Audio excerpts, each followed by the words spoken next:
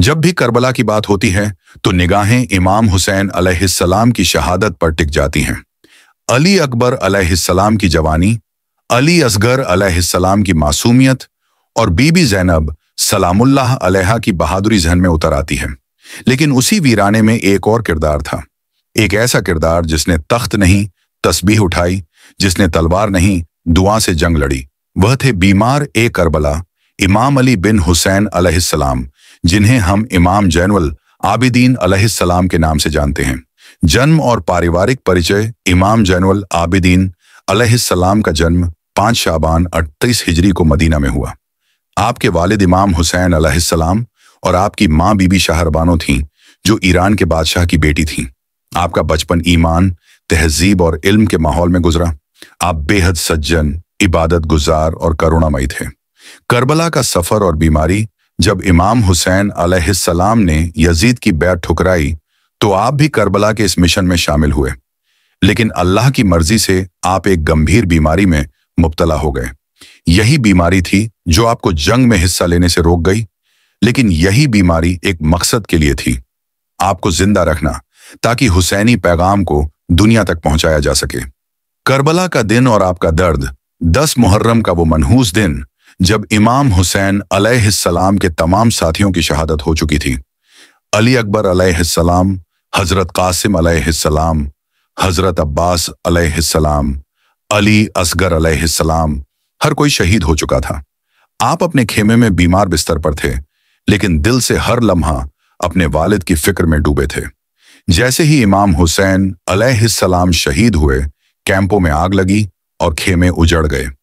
बीबी ज़ैनब सलामुल्लाह अलैहा ने उस समय आपके पास आकर इमामत की जिम्मेदारी याद दिलाई। कैद खाना और कोफे शाम का सफर। यजीद की फौज ने बीबी ज़ैनब सलामुल्लाह अलैहा, बच्चों और बीमार इमाम को कैद कर लिया। आपके गले में जंजीरें थीं, पैरों में बेड़ियां, लेकिन दिल में सिर्फ सब्र और जुबान पर सिर्फ दुआ थी। शाम के दरबार में जब यजीद ने ताना मारा तो आपने कुरान की आयतों और दुआओं से उसका जवाब दिया। आप बीमार थे, लेकिन आपकी बातों में इतनी ताकत थी कि दरबार सन्नाटे में डूब गया। खुतबा ए शाम। जब बीमार बोला, तख्त हिल गया। शाम के दरबार में आपने जो खुतबा दिया वो आज भी जुल्म के खिलाफ सबसे बुलंद आवाज माना जाता है। आपने कहा, मैं उसका बेटा हूं जिसे फरात के किनारे प्यासा शहीद किया गया। मैं उस ज़ैनब का भाई हूं जिसने यजीद के तख्त को ललकारा। मैं उस नबी का नातीन हूं जिसकी उम्मत ने आज उसके घराने का ये हाल किया। आपकी ये बात सुनकर कई लोग रोने लगे और कुछ यजीद के खिलाफ बोलने लगे। सजदा ए शुक्र और इबादत की मिसाल। इमाम जैनुल आबिदीन अलैहिस्सलाम को सज्जाद कहा गया क्योंकि आप हर हाल में सजदा करते थे। चाहे जंजीरों में हों या आज़ादी में, आप हर वक्त इबादत में रहते थे। आपने सहीफा ए सज्जादियां जैसी दुआओं की किताब दी जो आज भी रहनुमाई करती हैं। सबक जो बीमार ए करबला से मिलता है, ये सब्र की बुलंदी। जब सब कुछ छिन जाए तब भी अल्लाह से जुड़ाव कैसे बना रहे, ये आपने सिखाया। 2. इल्म और दुआ की ताकत। तलवार के बिना भी कैसे इंतकाम लिया जाए, ये आपकी मिसाल है। 3. सच को जिंदा रखना।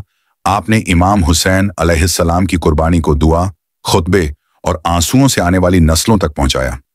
आपकी शहादत 25 मुहर्रम 85 हिजरी को मदीना में हुई। आपको झड़ देकर शहीद किया गया। आपकी मजार जन्नतुल बकी में है, जो आज भी रोती है उस वीर बीमार के लिए जिसने इनकलाब को जिंदा रखा। बीमार ए करबला का किरदार बताता है कि सच्चाई की हिफाजत सिर्फ तलवार से नहीं होती। कभी कभी बिस्तर पर पड़ा एक बीमार भी जमाना बदल सकता है।